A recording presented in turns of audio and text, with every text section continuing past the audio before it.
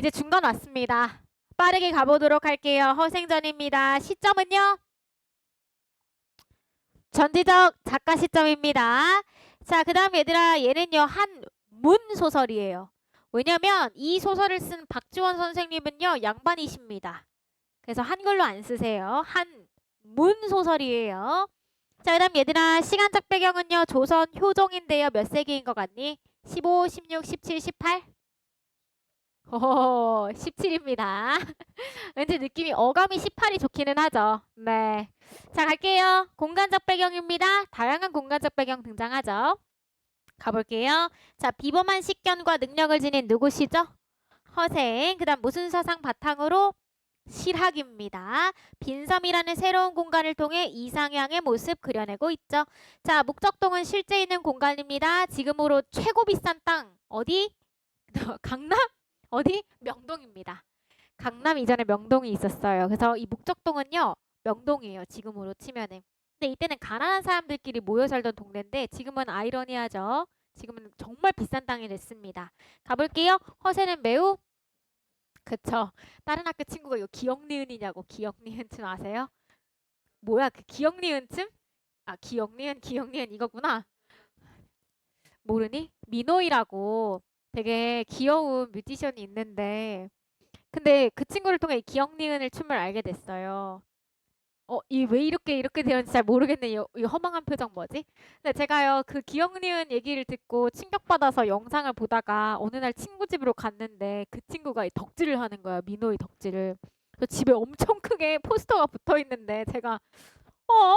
했더니 뭐 부끄러워해. 왜지? 그러니까 더 이상해 보여. 여하튼 가난하다. 자, 허생은 독서를 좋아하지만요. 아주 능력이 없습니다. 그래서 앞부분에서는요. 작가의 생각을 누구를 통해서 대변해요?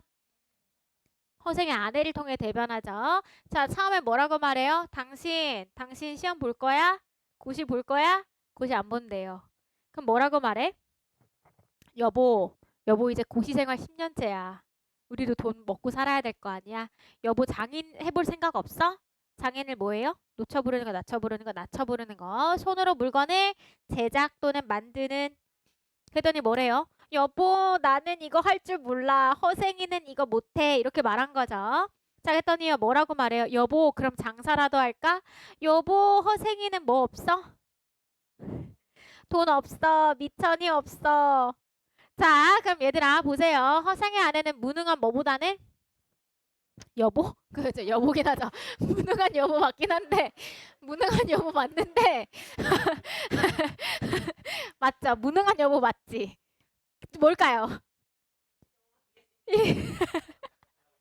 양반 잘하셨습니다. 무능한 여보. 어머 어떻게 무능한 여보 맞죠? 네. 양반보다는 유능한 장인이나 상인이 더 낫다고 봅니다. 자, 그랬더니요. 당연히 아내 입장에서는 화가 나죠. 그죠? 그랬더니 배운 게 어찌 하겠습니까? 라고 하는 말뿐입니까? 그럼 애들 이거 어때요? 적반하장인가요? 정당방위야 이렇게 화내는 거서 X. 자, 사대부의 무능이 드러납니다. 어떤 특징이 있어요? 현실 문제를 해결하지 못하죠? 그래서 적어주시면 됩니다. 자, 그랬더니 허생이가 좀 어이가 없습니다. 뭐래요? 아, 아깝다. 내가 고시 공부 10년 하려고 했는데 7년밖에 못했다 이러면서 집 나가버렸어요. 약간 좀 어이가 없습니다. 자, 그러면서 어디로 가죠? 운종가로 찾아갑니다. 운종가는요 실제의 공간이에요. 그러면서 누굴 찾아가? 우리 재용이 형을 찾아갑니다. 그래서 누구를? 여기에 나오죠. 변씨를 찾아가죠. 자, 그래서 변씨를 찾아가서 읍을 하는데 읍은 뭐예요? 인사하는 겁니다. 자, 그러면서 빌려달라고 하는데 솔직히 좀 싸가지가 없어요. 내가 시험해 보려는 게 있는데요. 돈 좀 빌려주세요. 처음 보는 사람한테. 자, 그래서 이런 걸 놓고 봤을 때 얘 전전긍긍 안 하고 있고요. 허생의 비범함이 드러나고요. 변씨는 마찬가지로 돈을 빌려주는 걸 보아하니 배포가 큰 사람입니다. 자, 그런데요. 허생이란다. 변씨의 자식이나 아니면 변씨의 친구들이 보기에는 무슨 생각이 들어? 저 그지 새끼한테 뭘 보고서 돈을 빌려줘. 딱 이 상황이에요. 자, 그랬더니요. 지금요. 가보도록 할게요. 자, 허생이 가고 나자 모두가 다 뭐 했어? 놀라서. 대경실색은 놀라다라는 뜻이고요. 자, 위에 보니까요. 허생의 몰골을 한번 볼까요? 어때요? 그지예요, 그지. 근데 심지어 신발이요, 어때요?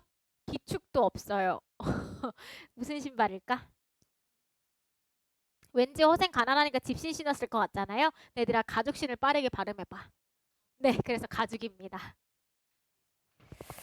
자, 그래서 얘들아, 이런요, 이 그지 같은 모습을요, 우리는 뭐라고 부르냐면요, 이렇게 정리해 볼게요. 폐, 포, 파. 그렇죠. 페포파립이죠. 이거야말로.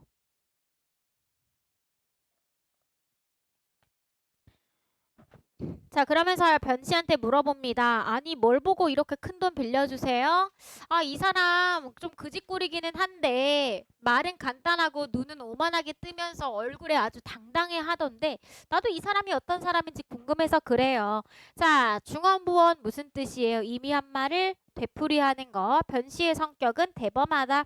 변씨는 허생을 어떻게 생각해요? 초라하지만 떳떳한 마음을 가진 비범한 인물이라고 생각합니다. 자, 변씨는 허생이 찾아와 진퇴양난의 상황을 타개하고자 맞아요? 틀려요? 틀렸죠. X입니다. 자, 그 길로요. 허생은 어디로 가냐면 안성으로 갑니다. 그래서 안성에서 뭐 해요? 뭘 사재기를 해? 과일을 사재기를 합니다. 자, 그럼 요거 어때요? 맞는 말. 자, 과일을 사들였던 이유는 연희나 제사에 쓰이는 식재료여서. 삼남지방은 뭘까요? 서울 밑에 있는 세 개의 지방, 충청도, 경상도, 전라도 이렇게 세 가지. 자, 그래서 얘들아 과일 사재기 하니까 연회를 열거나 제사 지내기가 어렵죠? 그래서 도리어 10배의 가격으로 팔 수가 있었습니다. 엄청난 이득인 거예요. 자, 그랬더니 허생이 갑자기 한숨을 쉽니다. 그러면서 뭐라고 말해요? 나라의 경제 규모가 휘청거리는구나. 그럼 얘들아 당시에 나라 경제 규모가 취약하고 작다는 거 알 수가 있죠? 취약하고 작다. 아주 작고 귀여운 경제 규모를 자랑하던 조선이었습니다. 자, 글쓴이는 당대의 취약한 경제 구조와 연회와 제사와 같은 허례허식의 풍속을 네. 자, 이번에는 그 돈 가지고 뭐 사드려요? 말총을 사들였던 이유는 조선시대 남성의 필수품이었기 때문에 뭐여서? 모자나 가시나 탄건의 재료였습니다. 자, 그랬더니 만건값이 엄청나게 비싸졌습니다. 이걸 통해서 봤을 때 경제구조 매우 취약했다는 거 확인하실 수가 있겠죠. 자, 그 다음에 또 어때요? 허례허식 심각했다. 오. 자, 그렇게 해서 돈을 많이 벌어가지고요. 허생은 늙은 뱃사공을 찾아갑니다. 바다밖에 빈섬이 있나요? 예, 있습니다. 여기가 바로 어디? 이상향이죠. 어떤 모습인지 볼까요? 꽃나무가 절로 펴요. 가능? 불가능? 불가능이죠. 과일이 알아서 익어줍니다. 그러니까 얘들아 굉장한 이상향이에요. 자, 그래서 거기를 한번 가보는데 허생이요 갑자기요 뭐라고 말하냐면 실망을 합니다. 기껏 데려가 줬더니만 뭐라고 말해요? 아유, 여기는 돈 많은 늙은이밖에 못 되겠네. 나는요 좀 대단한 나라를 한번 만들어 보고 싶었는데 그 정도는 안 되겠다라고 말하는 겁니다. 그래서 얘들아 이걸 통해서 허풍스럽다. X예요. 순간 고민되실 수 있겠지만 허풍은 아니야. 빈섬의 첫 번째 의미는 이상향. 자, 두 번째는요. 한계가 있다고 생각해서 아쉬움을 느꼈죠. 자, 그랬더니 갑자기 뭐래요? 아니 여기 무인도인데 누구랑 같이 살아가실래요? 라더니 갑자기 뻘소리를 합니다. 뭐라고 말해요? 덕이 있으면 사람이 알아서 모인대. 이 사람은 지금 정체성 뭐예요? 사대 보니까 이런 얘기나 하는 거죠. 그래서 얘들아 지금 요거 봤을 때 어때요? 뒤는 질문 X입니다. 허생은요 자신의 정체성을 양반이라고 생각을 해요. 하지만 어떤 양반을 비판하는 거야? 무능한 양반을 싫어하는 거야. 나는 유능한 양반. 뭔지 아시겠죠? 같은 사대부여도 뭐는 안 돼? 무능한 양반은 안 되고 양반들도 뭘 공부해야 된다? 실학을 공부해서 좀 실용성 있게 살아야 된다라고 생각하는 거예요. 아시겠죠? 자, 이제 밑으로 갈게요. 변산반도에 도적대가 가득했습니다. 괴수를 달랬대요. 뭐죠? 맞나요? 틀렸나요? 아닙니다. 정답은 도적의 우두머리.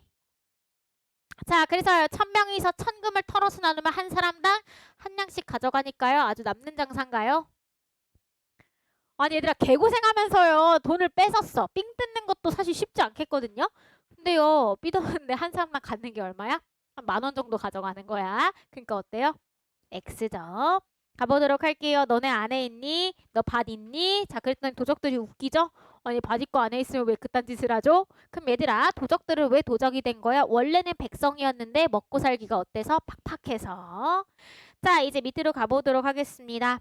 그러면서 허생이 내가 돈 줄 테니까 너네 나랑 같이 좀 같이 살아볼래? 자, 그랬더니 처음에는 뭐래요? 미친놈이라고 비웃었습니다. 그럼 요거 어때요? X. 자, 요거 위에 건 어떨까요? 5죠? 그죠? 자, 다음 날이 돼서 진짜 돈을요 들고 나타나니까요 다들요 믿었어요. 그러면서 돈을 딱 쥐어줬어 허생이. 야, 너네 있는 힘껏 들고 가봐 라고 했더니 돈을 많이 못 들고 갑니다. 그럼 얘들아, 얘네들 어때요? 오랫동안 굶주린 백성이었다? O입니다. 자, 허생이요. 야, 너네 생각보다 힘이 없네? 근데 너네 이미 어떡하냐? 지명수배돼 있는데 평범한 백성으로는 못 살겠거든? 그러니까 나랑 같이 빈섬으로 가서 제대로 한번 살아보자 라고 얘기를 합니다. 그러면서 누구 데려오래요? 아내를 데려오고요. 소를 데려오래요. 왜일까요? 자, 아내는 뭐? 가족. 자, 그 다음에 소는요? 생계. 자, 그러면서 군도들이 좋다고 흩어졌습니다. 군도는 뭐죠? 모임이에요. 모일 군자, 도는 도적들의 모임. 자, 그래서요. 지금 다들 싫고서 어디로 가요? 빈섬으로 가니까 도적 걱정이 없네. 그럼 얘들아, 이걸 통해서 알 수 있는 거 허생의 이인적 면모. 그 다음에 또 밑에 지배층의 무엇을 비판한다? 무능을 비판한다. 자, 이제 이어서 갈게요. 자, 빈섬에 들어가가지고 뭐도 했어요? 네, 집도 짓고요. 그 다음에 무역도 했습니다. 장기도로 가서 팔았대. 장기도는 일본에 있는 오키나와 정도 되는 섬이에요.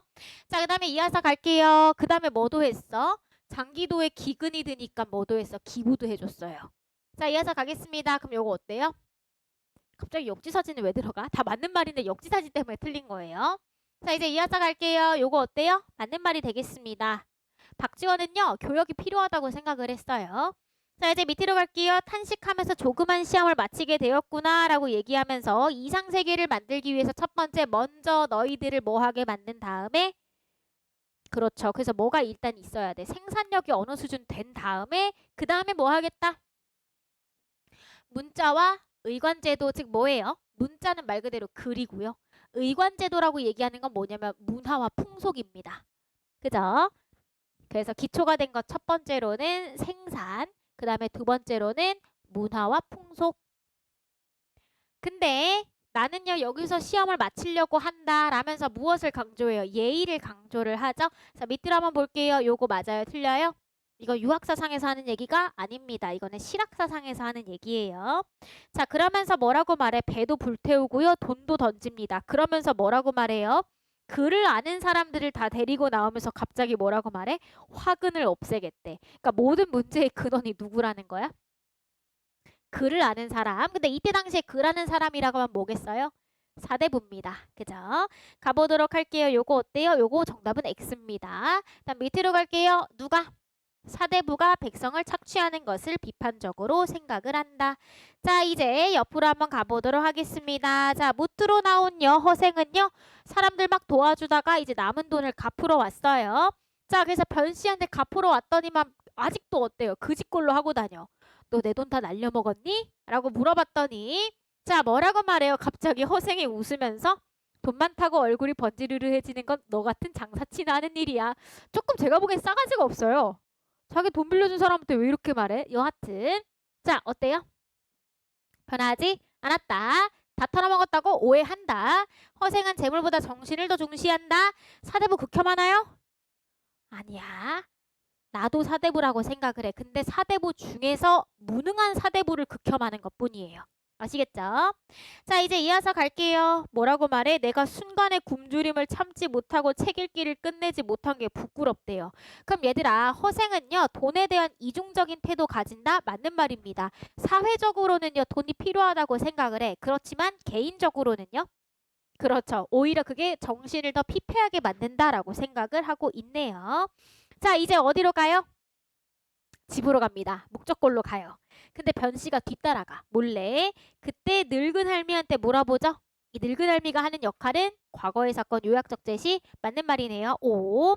자, 그 다음에요. 변씨가요. 돈을 다 돌려주니까 허생은 또 사양을 하네요. 왜? 허생은 어떤 태도 가졌으니까 재물에 대한 이중적인 태도 가졌으니까. 그래서 사회의 모순을 해결하는 데 돈이 도움이 되지만 개인적으로는 어때요? 오히려 재앙이 될 수 있다라고 생각을 합니다. 자, 이제 밑으로 갈게요. 그래서 변씨는 그때부터 허생의 양식과 옷가지가 떨어질 때를 헤아렸다가 직접 가져다 줬대요. 근데 그거를 허생도 좋게 받아들였어. 흔쾌히라는 뜻입니다. 그러다가 조금만 많이 가지고 오면 어때요? 짜증냅니다. 아주 앙칼진 아기 고양이 같아요. 아주. 자, 밑으로 갈게요. 그렇게 둘은 몇 년 동안 지내다가 친해졌어요. 그런 다음에 여기에서부터 이제 또 다른 이야기가 시작되죠. 변씨가요. 돈 어떻게 벌어들였는지 물어봤습니다. 그러면서 이런 얘기를 하네요. 중요한 부분만 보겠습니다. 당시 조선은 외국과의 교역이 자유롭지 못하고요. 유통구조가 매우 취약했습니다. 그렇기 때문에 사재기를 한번 해주면 생산이 막히니까 어때요? 내가 다 큰 돈을 벌 수가 있었던 거죠. 자, 이제 밑으로 갈게요. 그렇지만 이 방법을 하게 되면은 무슨 문제가 생겨요? 백성들을 해친다. 그러니까 허생은요, 여전히도 어떤 DNA 가지고 있어? 그렇죠. 가보도록 할게요. 요거 X. 자, 허생이 사재기를 했던 이유는 나라의 경제를 시험하기 위해서. 자, 이제 밑으로 볼게요. 사실 내가 왜 너한테 돈을 빌렸냐? 내 스스로 나의 앞일을 잘 헤아려 생각해 봤을 때 이거는 내 능력 때문은 아니고 다 뭐 때문에? 하늘의 덕분이다. 운명론적 사고관 가지고 있어요. 그래서 요거 X. 허생은 운명론적 사고관을 가지고 있다. 자, 여하튼 허생은 엄청나게 좀 비범하기는 하잖아요. 그래서 변씨가 제안을 합니다. 요즘 북벌론이 핫한데 너도 북벌론에 한 그 모임에 한번 들어와 보지 않을래? 라고 제안을 합니다. 자, 그랬더니 뭐라고 말해요? 졸수대 조성기 또 반개 유형원 같은 두 명의 인재를 언급하죠. 그래서 얘들아 지금 무슨 표현 방법 사용했어요? 열거 또는 예시. 자, 그러면서 뭐라고 말해? 아유, 능력이 있는데 쓰이지 못한 사람이 나뿐만이 있냐. 더 많은 사람들도 있는데 나는 됐다. 거절했죠? 자, 그럼 보도록 할게요. 허생의 현실에 대한 긍정적인 관점 드러나나요? 이분 긍정적이세요? 아닙니다. 부정적이에요. 자, 변씨는 허생의 가치관을 드러내는데 중요한 역할을 하죠. 왜? 질문을 던져주니까. 따라서 O. 자, 밑으로 갈게요. 그때 정승이완이 등장을 하는데 정승이완은 실제 존재하는 인물입니다. 실존 인물이에요. 근데 얘들아 이 소설에서요. 이완대장이 하는 역할 누구를 대변한다? 무능한 사대부도 지배층을 대변하는 사람이에요. 가보도록 하겠습니다. 자, 아니 그런 사람이 있습니까? 라면서 저 좀 만나고 싶네요. 라고 얘기를 하죠. 그는 필시 이인일 거야. 얘들아 이인은 이상하다, 기이하다라는 뜻입니다. 이익 이자가 아니에요. 따라서 요거 X. 밑으로 갈게요. 자, 밤중에 몰래 찾아갔어. 변씨가 슬쩍 얘기하죠. 내가 정승 이완을 데려왔는데 한번 만나봐. 그럼 보통은요. 높은 지위에 있는 사람이 온다 그러면 냉큼 모시는데 허생은 어떻게 해요? 못 들은 척합니다. 또 술 마시다가요. 변씨가 슬쩍 이완 얘기를 하면은 대꾸도 안 해요. 다 들었으면서. 그러다가 자기가 술 먹고 먹을 만큼 먹으니까 슬쩍 손님을 부르세요. 그랬더니요. 막상 들어왔더니 인사도 안 합니다. 조금 싸가지가 없어요. 근데 왜 이런 짓을 하는 거야? 왜 이런 짓을 하는 거죠? 좀 더 눈에 띄려고? 아닙니다. 일단 첫 번째로는요. 지금 시험해 보는 거예요. 허생도. 누구를? 이완대장을. 그 다음에 한편으로는 허생은요. 지배층에 대해서 별로 좋은 감정이 없는 사람이야. 그래서 첫 번째로는 이완대장을 시험하기 위해서 두 번째로는 지배층에 대한 반감으로 인해서 이런 행동을 하는 겁니다. 얘들아 그럼 요거 정답은 X예요.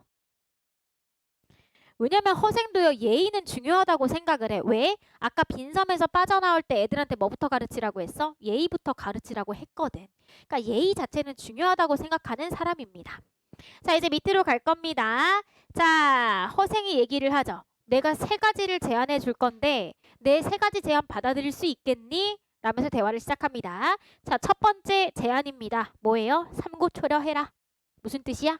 중요한 인재들을 적극적으로 등용해라. 빈칸에 들어갈 말 적극적. 허생은 고사를 인용했습니다. 맞는 말이죠? 누구? 여기 있잖아. 삼고초려. 옛날 이야기 유비가 제갈공명을 얻으러 찾아갔던 옛날 이야기 인용했죠? 오. 자, 그 다음에 두 번째 또 제시를 해줍니다. 두 번째는 뭐예요? 명나라 장군과 병사들이 조선에 왔는데 이 사람들을요 잘 챙겨주기 위해서 종실의 여자들을 뽑아서 시집 보내고 훈척과 권귀들의 집 몰수해서 살림집으로 내어줘라. 훈척은 뭐냐면요. 공을 세운 친척들, 그다음에 권귀는 뭐냐면 공을 세운 권력 있는 신하들을 말하는 겁니다. 얘들아, 훈척과 권귀들을 합치면 뭐가 돼? 지배층이죠. 가보도록 할게요. 그래서 드러나게 세운 공로가 있는 친척들. 자, 그 다음에 권귀는 지위가 높고 권세가 있는 사람 5가 되겠습니다. 옆으로 가실게요. 얘들아, 명나라 후손들을 어떻게? 후하게 대해라. 후대하다라는 뜻이에요. 자, 가보도록 할게요. 그랬더니 이제 세 번째를 또 제시합니다. 뭐 하라는 거야? 왕실에 있는 사람들 또는 지체 높은 사람들의 자식들을 어디로 유학 보내라?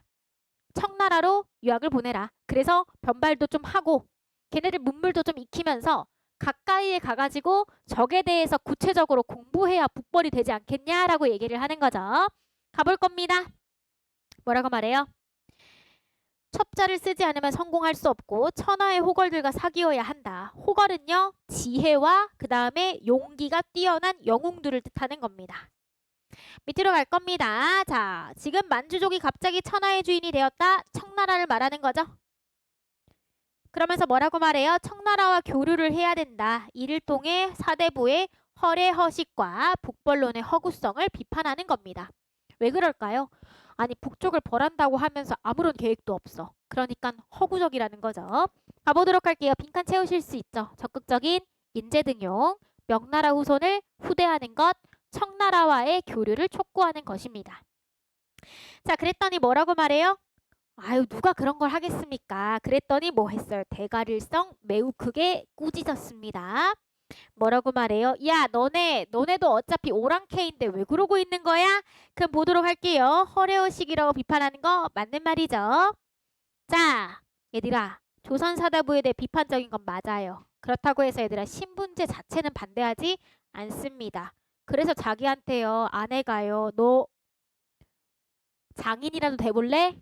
싫다 그랬죠? 너 상인이라도 돼볼래? 싫다 그랬던 게 다 이겁니다. 자, 밑으로 가볼게요. 누구 얘기에 번호기, 무령왕 두 사람을 언급하고 있네요. 자, 이건 복수를 위해서 자신의 머리 갖다 바친 사람. 무령왕은요, 잘 싸우기 위해서 오랑캐의 옷을 입은 사람입니다. 그래서 이 사람들은 공통적으로 관습에 얽매이는 것을 비판하기 위해서 가지고 온 사람들입니다. 자, 근데 이완대장은 누구를 대변해요? 지배층 대변한다고 했습니다. 자, 이 대장은 나라를 개혁하고자 했으나 기존 체제를 근본적으로 바꿀 용기가 없는 소심한 개혁적 세력? 개혁하려고조차 안 하죠? 정답은 X입니다. 자, 그래서 마지막에요. 찾아가 봤더니 간 곳이 없었대요. 자, 첫 번째입니다. 당시의 조선의 현실에서는 수용되기 어려운 급진적인 것이었다. 두 번째, 허생의 이인다운 모습을 부각해주고요. 그 다음에 여운을 남기고 독자의 궁금증을 유발합니다. 자, 이제 허생의 처랑 비교해 보도록 할 건데요. 허생의 처는 얘들아 시점이 뭐로 되니? 무슨 시점으로 바뀌어요?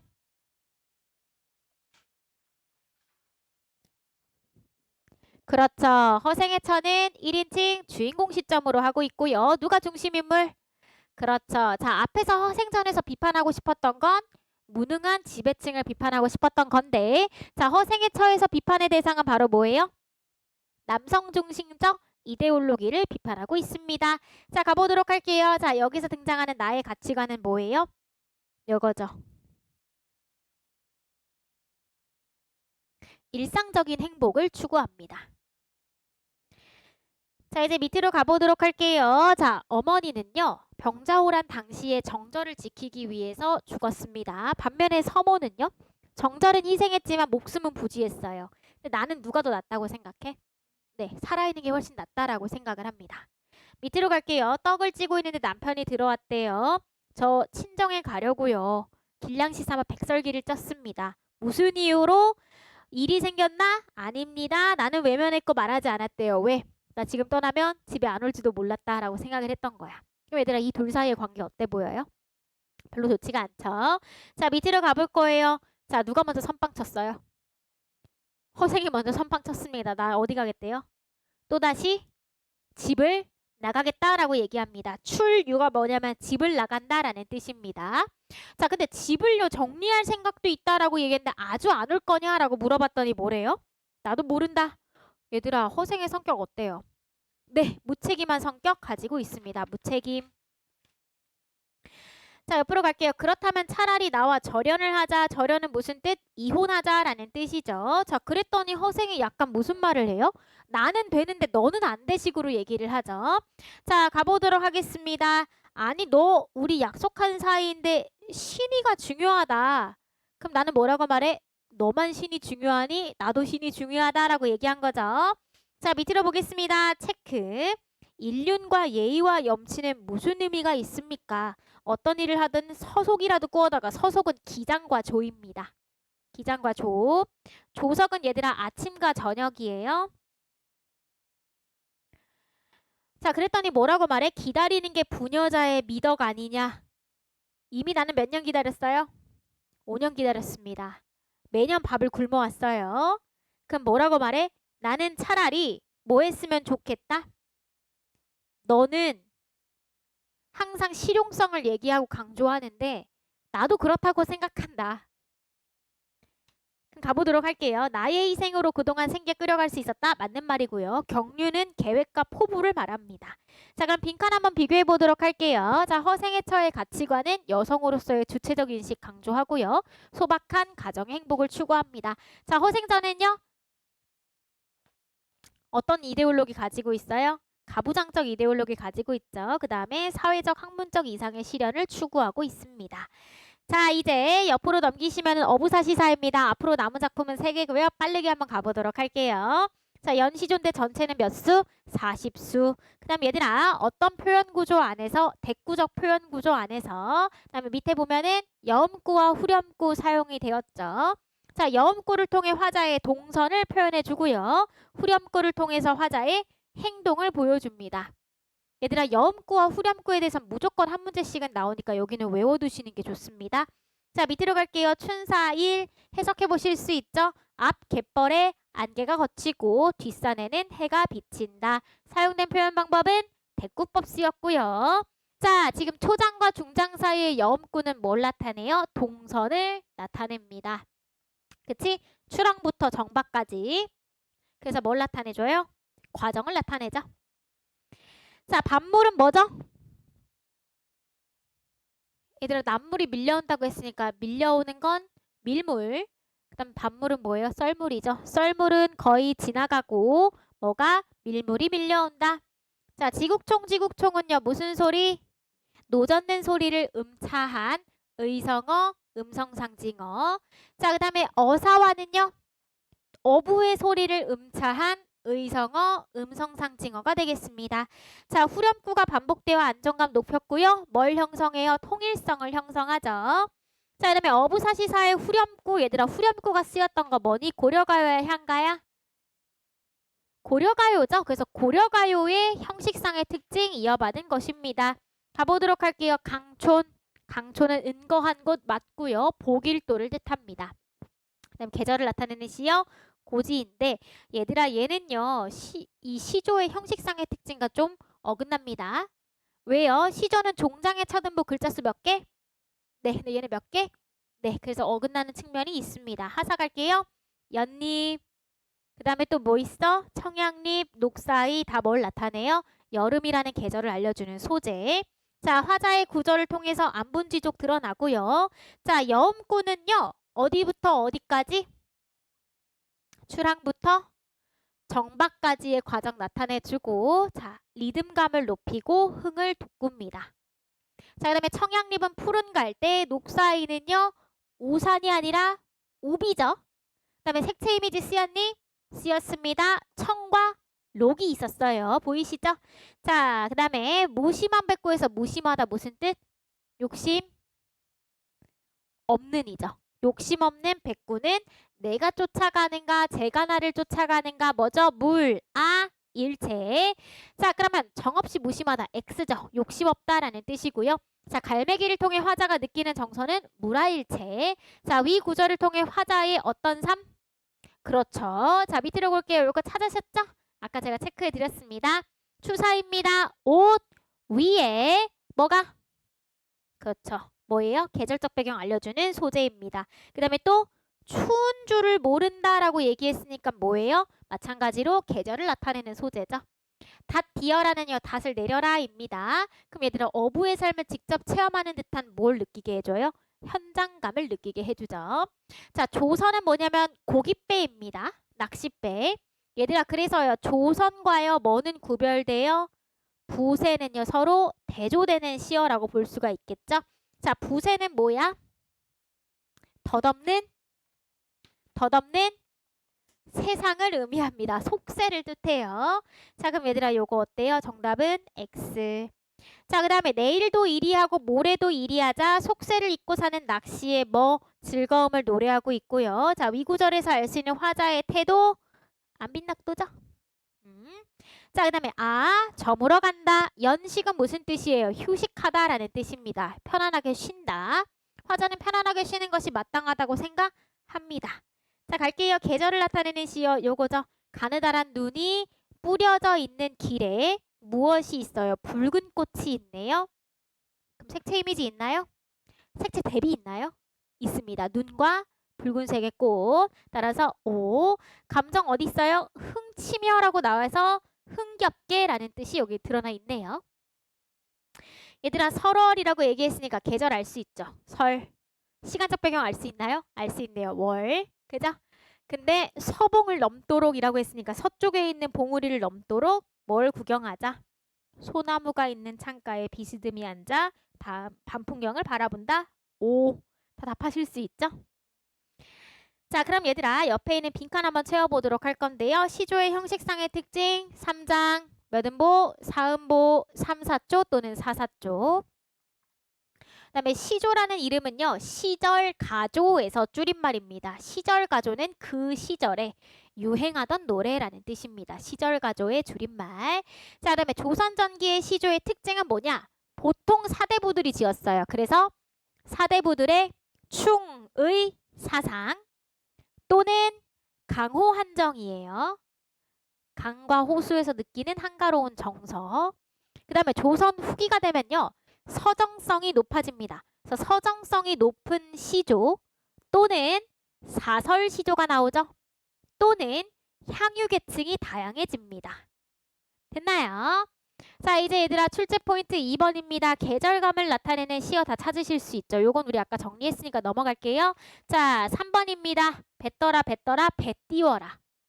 닷들어라 닷을 들어라. 닷 디어라 닷 내려라. 그다음 배 붙여라 정박하라는 뜻이죠. 다 적으실 수 있을 거고요. 자, 기능을 한번 찾아볼 건데요. 출항에서 귀향까지의 과정. 그 다음에 뭐 해요? 리듬감을 높인다. 흥을 돋구고요. 어부의 삶을 직접 체험하는 듯한 현장감을 주는데 얘들아 이 기능은 다 암기하셔야 돼요.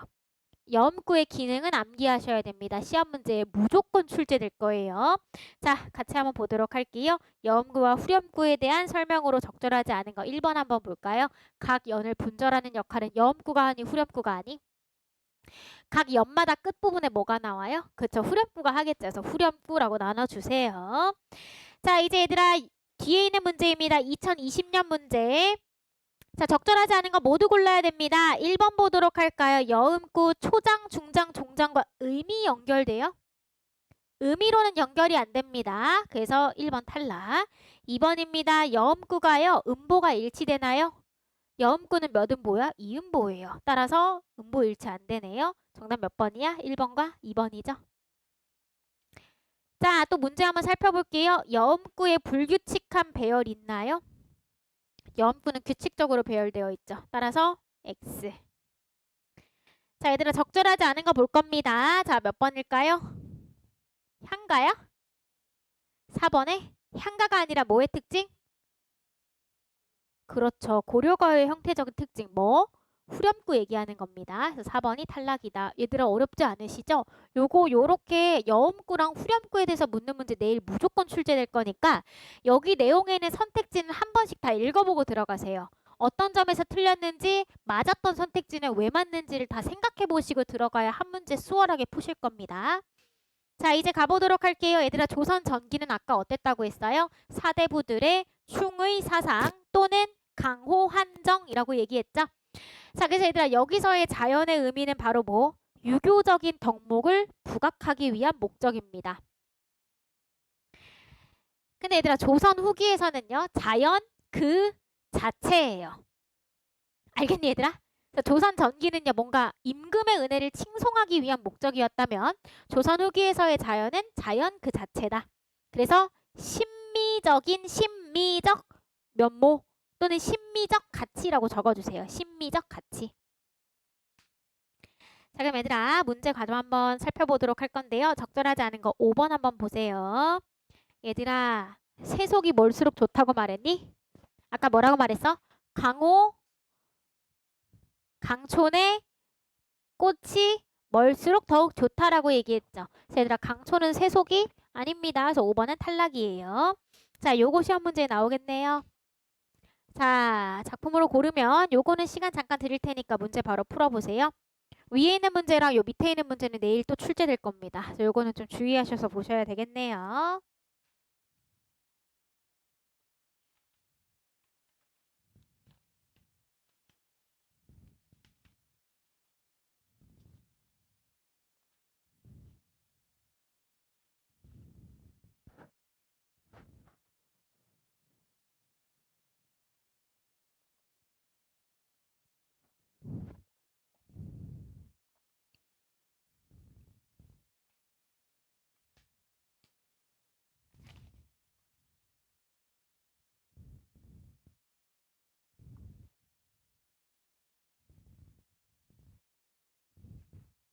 추가 자료입니다. 자, 얘들아, 문제 다 풀었니? 요거 시험 문제 무조건 나올 텐데 얘들아, 정답은 3번이거든요. 어머. 네, 3번이죠. 얘들아, 1번은요. 지금 뭐야? 임금을 갑자기 얘기했습니다. 그래서 자연이 아니라 임금님 칭송을 위한 거죠. 1번 탈락. 자, 2번입니다. 얘들아, 추풍의 지는 입소리 이건 다 누구 표현하려는 거야? 사랑하는 님 표현하려고 했던 거기 때문에 자연 그 자체가 아닙니다. 3번은 자연 그 자체고요. 4번은 뭐 얘기하려고 하는 거니? 청사는 나, 녹수는 님이라고 바로 이렇게 뭐라고 그래? 치환시켜서 읽으시면 쉬워요. 자, 5번입니다. 얘들아, 청산과 유수처럼 우리도 언제나 지조와 절개 지키자 그 얘기죠. 따라서 자연 그 자체가 아닙니다. 밑으로 갈게요. 가장 적절한 거 한번 찾아볼 건데요. 얘들아, 정답 몇 번일까? 화자가 추구하는 삶의 태도와 가장 적절한 거? 네, 1번입니다. 얘들아, 여기서요 30이 무슨 뜻이냐면요. 우의정, 좌의정, 눈이 여의정, 맞아요. 영의정 이렇게 3명 있죠. 3명의 공이 바로 요거거든요. 근데 얘들아, 이거는요 왕족이 아닌 사람이 올라갈 수 있는 최고의 자리야. 그러니까 권력이 좋다고 해도 뭐가 더 소중하다? 네. 자, 나머지 왜 틀렸는지 볼게요. 굴삼여 충혼 얘기 보이시죠? 그래서 지금 이거 뭐? 충의 가치, 유교적 가치를 강조하기 위한 목적이에요. 3번 역구는 임금은혜. 자, 4번입니다. 님을 여윈 내 마음. 이별해서 슬프다 그 얘기예요. 5번입니다. 북궐 장안. 북궐은 뭐냐면 경복궁 말하는 겁니다. 그래서 내가 고기잡이배에 누워있다 해도 임금 잊은 적 있다 없다? 없다 그 얘기하는 거예요. 이해되시죠? 정답 몇 번이다? 1번이다. 자, 이제 사설시조 한번 가보도록 할 건데요. 자, 빈칸 한번 채워볼게요. 창과 관련된 구체적인 사물을 나열 또는 열거하여. 나열 또는 열거하여. 자, 그럼 가부터 한번 가보겠습니다. 창 내고자, 창 내고자. 자, A, B, A 구조죠. 얘들아, 여기에 들어갈 말 소재는 창, 민요적 율격의 대표적인 AABA 구조 맞는 말. 자, 고모장지는요. 이런 모양의 문이에요. 이걸 고무래라고 부르거든요. 그 다음에 열장지는 여닫는 장지. 이해되시죠? 좌우로 여닫는 문. 새살장지는 이때의 새자가 가늘다라는 뜻이거든요. 그래서 창살이 가느다란 문. 그 다음에 배목걸쇠는 뭐냐면 고리걸쇠를 말해요. 그래서 얘들아, 화장실 같은 데 보면요. 이렇게 생긴 거에다 이렇게 거는 거 있죠. 이걸 고리걸쇠라고 부릅니다. 자, 그 다음에 장지문의 종류와 그 부속품들을 뭐해서 열거하여서 답답한 심정을 부각합니다. 자, 그래서 얘들아 여기서 지금 뭐 썼어? 열거법 사용됐죠? 그 다음에 얘들아 요거 장도리로 뚝딱 박아. 이건 뭐예요? 음성상징어 쓰였습니다. 그죠? 음성상징어 사용되었고 의성어 사용되었네요. 자, 이따금 하도 답답할 때면 뭐 하고 싶대요? 내 마음에 있는 창문을 여닫아보고 싶다라고 얘기해서 답답함을 해소하기 위해 창을 내고 싶어 하고요. 조선 후기에 만들어진 사설시조에 해당합니다. 자, 이제 나시 한번 살펴보도록 할게요. 자, 자음을 활용하여 소리의 결을 형상화했습니다. 결.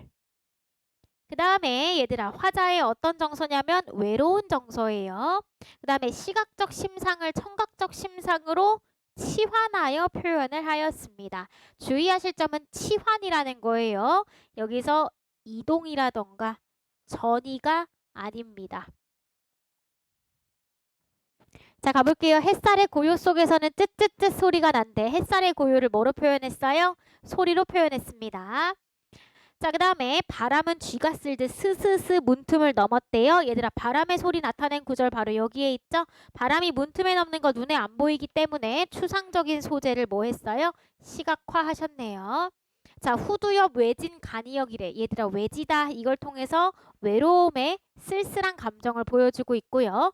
녹슨 기차 바퀴 소리를 통해서 머릿속에서 나는 소리를 비유적으로 표현하고 있습니다. 자, 가볼게요. 평시조와 사설시조의 차이점 보겠습니다. 중장이 두 구 이상 길어진 게 사설시조.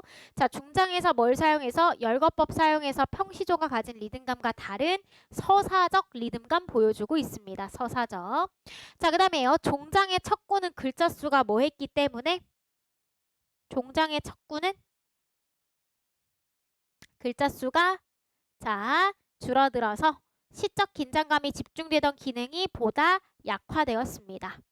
자, 가보도록 할게요. 평시조의 형식적 규칙인 3장 6구의 형태 그대로 계승을 했는데 얘들아 현대시조에서는요 장이 연으로 바뀝니다. 자, 가보도록 할게요. 우리말의 어감 잘 살렸다라고 볼 수가 있겠죠. 자, 밑에 있는 문제 같이 보도록 하겠습니다. 적절하지 않은 건데 얘들아 3번 한번 볼까요? 시적 화자의 긍정적 가치 아닙니다. 뭐 외로움의 정서가 반영돼 있다고 했었어요. 정답은 3번. 집에 가서 얘들아 나머지 선택지는 왜 맞는지 한번 쭉 살펴보셔야 돼요. 아시겠죠? 자, 이제 밑으로 가볼게요. 가 나의 공통적 특징. 얘들아 같이 살펴보도록 할 건데요. 정답 1번 한번 보실까요? 평시조의 형식 계승하고 있다. 맞는 말이죠. 얘는 연시조인데 뭐랑 뭐 사용했어? 여음구와 후렴구 사용했지만 평시조의 형식 계승했죠. 자, 가는 뭐예요? 사설시조입니다. 평시조의 형식 계승하셨고요. 나는 뭐예요? 현대시조입니다. 맞는 말이죠? 정답은 1번입니다. 집에 가셔서 나머지 2번에서부터 5번은 왜 틀렸는지 한번 생각해 보셔야 돼요. 자, 이제 옆에 있는 문제입니다. 공통점으로 적절한 걸 찾아라. 얘들아 정답 1번 한번 보실까요? 유사한 문장구조 반복한다. 1번이 맞는 말. 자, 이제 다음 중 적절하지 않은 걸 찾아라 라고 얘기하네요. 1번입니다. 각수마다 시행의 배열을 사설시조나 현대시조에 비해 엄격하게 지켰다. 자, 2번 볼까요? 어때요? 힘겨운 일상? 얘들아 이때 어부사시사에서 어부 진짜 일하는 어부 아니라고 했어요. 어촌에서 사는 사대부라고 얘기했습니다. 1번, 2번 탈락이죠? 2번이 틀렸네요. 나머지는 왜 맞는지 한번 살펴보셔야 되겠습니다. 아시겠죠? 자, 이제 얼마 안 남았어요, 얘들아. 시 2개 남았다. 와, 가볼게요. 가봅시다. 자, 어떤 어조? 고백적 어조. 그 다음에 상징적 시어에 뭐? 대비가 있었죠? 근데 그걸 어떻게 표현했어? 밝음과 어두움을 통해서 대비를 시켰던 거 기억나시죠? 가보겠습니다. 자, 창밖에는 밤비가 속살거립니다. 암울한 현실 맞는 말. 밤비는 자아 성찰의 시간 맞는 말이에요. 그 다음에 시간적 배경이 되겠죠. 자, 밤비는 화자의 뭐와 뭐 외로움과 암울한 시대 현실 드러내는 소재입니다. 자, 그다음에 육첩방은요. 화자를 구속하고 억압하는 시대 상황을 의미합니다. 자, 이제 밑으로 갈게요. 시인은 왜 슬픈 천명 가졌어요? 시를 통해서 현실에 저항하는데 뭐가 있기 때문에? 한계가 있기 때문에.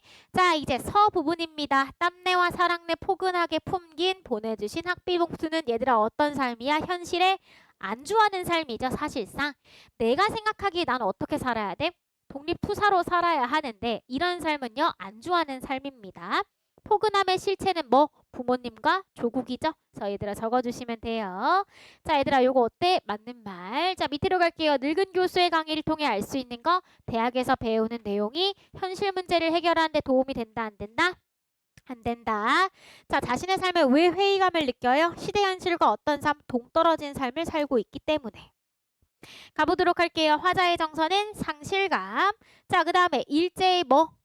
탄압에 의한 동무의 상실일 수도 있겠고요. 현실에 적응해버려서 순수한 가치를 상실했기 때문일 수도 있습니다. 자, 이때의 나는 어떤 나예요? 무기력한 현실을 살아가는 현실적 자아가 되겠죠. 자, 무기력한 삶의 모습 침전한다. 하강적 이미지. 자, 그 다음 얘들아. 뭐예요? 갈등으로 인하여서 자아 성찰하고 있는 거죠. 자, 인생은 살기 어렵다는데 시가 쉽게 쓰여지는 거 부끄럽다. 그럼 화자의 자아 성찰 결과 뭐 느껴요? 부끄러움을 느낀다. 자, 근데 얘들아 요거 똑같은 문장이 나왔습니다. 반복이죠? 근데 순서가 바뀌었네요. 변주래요. 반복과 변주를 통해서 시상의 전환을 이끌어낸다. 어때요? 맞는 말입니다. 앞에는 무기력, 뒤는 어때? 의지적 자아. 자, 그럼 얘들아 요거 어때요? 그대로 반복되나요? 아니죠? X 반복과 변주라고 하셔야 돼요. 자, 이걸 나타내고 싶은 건 뭐? 시상의 전환, 현실의 재인식. 얘들아 등불은 뭐예요? 일제에 맞서는 태도죠. 어둠은 뭐예요? 일제 강점기의 현실. 맞나요? 자, 그 다음 옆으로 갈게요. 아침은요. 완전한 빛입니다. 뭘 말하는 거죠? 광복이네요. 근데 얘들아 광복이 어떻게 올 거래? 그렇죠. 그러면은 광복은 무조건 온다라는 뜻입니다. 자, 왜 시대처럼 온다고 했나요? 광복을 향한 확신이죠. 그런 아침을 기다리는 최후의 나는 어떤 자? 이상적 자, 내면적 자에 해당하죠. 그 다음에 얘들아 요거 다 채울 수 있지? 요건 안 해도 될 거예요. 넘어갈게요. 누가 누구한테 먼저 손 내밀어요? 이상적 자아가 현실적 자아한테 손 내밀겠죠? 그래서 요거 답하실 수 있겠죠. 이상적 자아, 내면적 자아가 먼저 손 내밀었습니다. 왜 눈물과 위안으로? 시련이 있었으니까요. 그동안. 그 다음에 최초의 악수를 한 것으로 보아 두 자아는 화해했습니다. 빈칸 채워볼게요. 1단계입니다. 부끄러움. 2단계 자기성찰. 3단계 화해죠. 그래서 1단계에서는 현실에 안 좋아해서 어떤 삶, 무기력한 삶 사는 걸 부끄러워하고요. 자, 2단계에서는요. 무슨 지식? 그렇죠. 자아 성찰을 통한 실천적 지식. 그 다음에 미래를 향한 희망이 있습니다. 자, 문제 바로 풀어보도록 할 건데요. 적절하지 않은 거 1번 볼까요? 뭐 때문에 틀렸죠? 네. 자, 그 다음 얘들아 요거 단어 다 채우실 수 있을 겁니다. 의지, 현실 극복의 의지. 그 다음에 옆으로 가보도록 할까요? 어둠은 암울한 시대 현실, 아침은요 희망찬 미래가 되겠죠. 자, 그럼 얘들아 밑에 있는 문제 답 한번 골라보실 건데 3번 한번 보실까요? 극복하기 위한 거? 아니죠. 자, 밑에 있는 문제입니다. 요거 시험 문제 나올만 한데 이거 우리 이미 풀어봤어요. 정답은 1번이죠. 자, 질투는 나의 힘 한번 가보도록 하겠습니다. 화자는요. 요게 중요하죠. 미래의 시점인 것처럼 뭐 했어? 회상을 했죠. 하지만 사실 내가 되돌아보고 있는 건 현재입니다. 그다음에 화자 스스로 현재 삶에 대한 어떤 인식, 부정적인 인식이 드러납니다. 밑으로 갈까요? 화자는 지금 미래를 상상하고 있는 겁니다. 옆으로 가보도록 할게요. 화자는요. 미래의 이 글을 보게 될 것이라고 예상하고 있네요. 자, 지금요. 화자는 청춘의 모습을 묘사를 하고 있는데요. 자, 이는 곧 과거의 젊은 날을 회상하는 것이 아니라 사실상 현재의 모습이죠. 자, 너무나 많은 공장은요. 화자의 심리 상태를 말하는데 얘들아 여기서 말하는 공장은요. 사실상 무의미한 것들을 말합니다. 그 다음에 화자는 방황하는 자신의 모습을 쏘다니는 개처럼 이라고 얘기했죠. 따라서 얘들아 요게 바로 직유법을 통해서 무의미하게 살아가는 자신의 모습을 묘사하고 있는 거네요. 가보도록 할게요. 자, 자신의 삶에 대해서 신기하게 세워보았다. 스스로의 삶을 되돌아본다. 반성하는 것이죠. 그런데 얘들아 청춘을 세워뒀대요. 청춘은 눈에 안 보이는 추상적인 소재. 근데 이거를 세워뒀다라고 얘기했으니까 구체화를 시킨 겁니다. 근데 얘들아 자기 자신의 청춘을 바라보는 건데 이게 낯설어. 이 말은 내 삶이요. 내가 주인처럼 살아가지 못했다는 걸 의미하는 것이죠. 자, 자신의 세계에 갇혀있는 삶이었다는 것을 인식하고 성찰합니다. 그러면서 화자의 삶은 타인에 대한 시기와 부러움에 그냥 지나지 않는다는 걸 알게 되죠. 자, 그래서 나는 글을 남겨놓는데요. 나는 스스로를 사랑하지 않았다. 즉 무슨 뜻이에요? 스스로의 모습 인정하죠. 그러면서 뭐해요? 겸손함이 아니라 자조를 드러내고 있습니다. 자, 그럼 비교 한번 해보도록 할게요. 질투는 나의 힘이에서 화자는 소모적이고 뭘 통해서 알 수 있어요? 공장, 쏘다니는 개, 기억나시죠? 그 다음에 의미 없는 일에 몰두하고 질투만 할 뿐 스스로를 사랑하지 못하는 것을 지읒지읒 자조.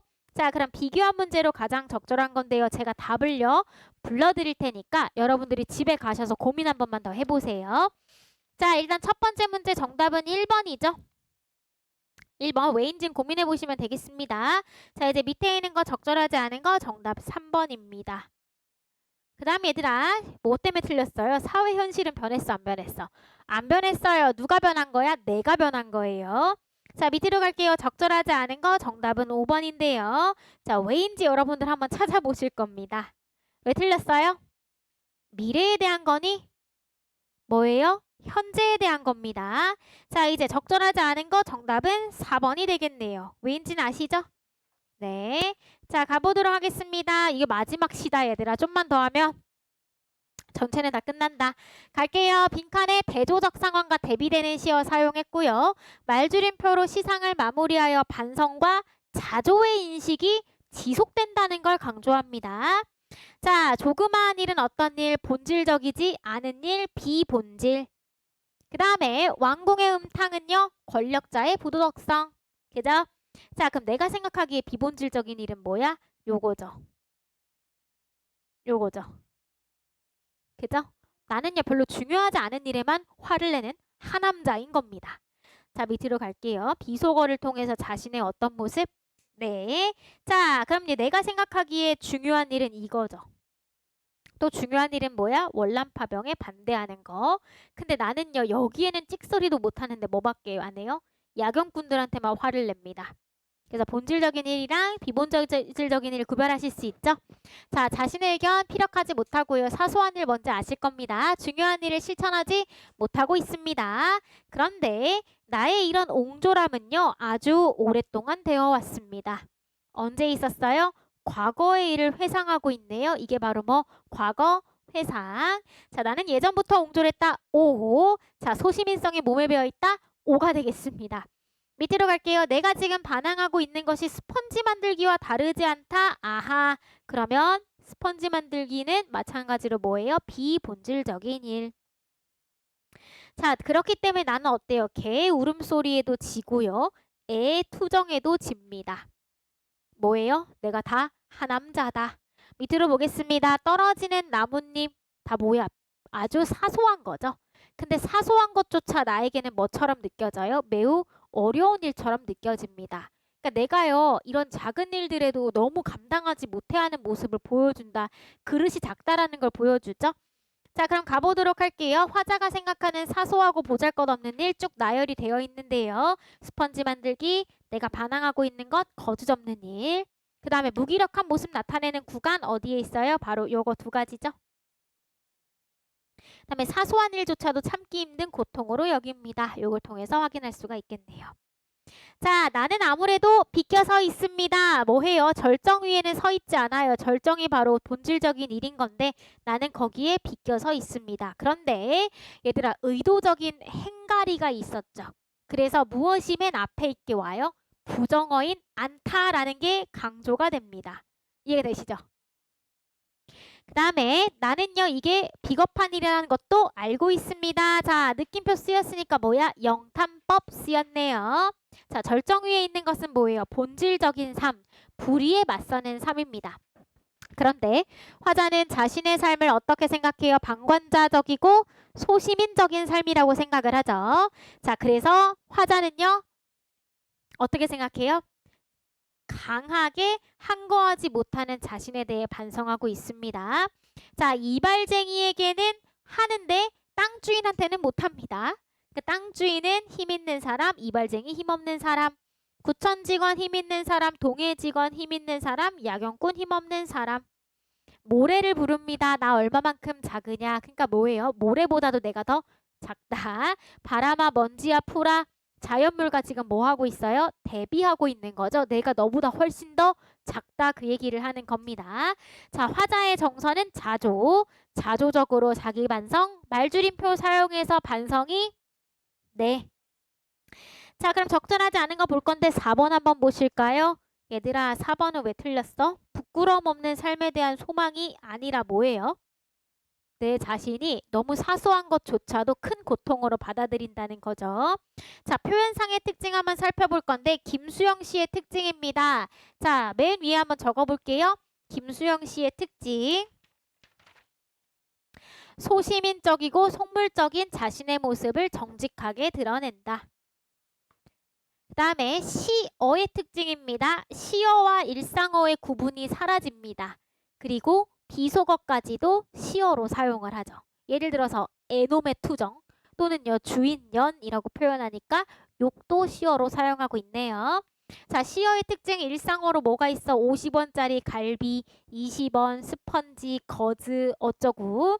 자, 그 다음에 비속어는 제가 2가지 얘기했던 거 기억나시죠? 그거 적으시면 되겠습니다. 자, 그럼 밑에 있는 문제 한번 살펴볼 건데요. 적절하지 않은 거 2번 한번 보실까요? 2번 지금 절제된 표현 쓰시나요? 욕도 쓰시고 하시는데요. X죠. 자, 이제 밑에 있는 문제입니다. 자, 적절하지 않은 건데 4번 한번 보실까요? 이건 너무 쉬운데요. 비켜 서 있다. 그럼 뭐야? 나는 부조리에 맞서지 못하고 있다. 자, 이제 밑에 있는 문제 가볼게요. 적절하지 않은 겁니다. 정답 2번 한번 보실까요? 어때요? 너무 쉬운데 이걸 왜 난이도 상이라고 했지? 잘 이해는 안 되지만 적극적으로 맞서지 못하고 있는 거죠. 2번이 틀렸습니다. 자, 이제 1965년 어느 이발소에서 한번 보실 건데요. 지금 뭘 비판하고 있어요? 소시민의 비굴함을 비판하는 소설입니다. 얘들아, 왜 소시민의 비굴함을 비판해? 그냥 이발소에서 2 청년이 내가 누군지도 얘기를 안 하고 단지 요즘 사람들을 비판했을 뿐인데도 알아서 쫄았어.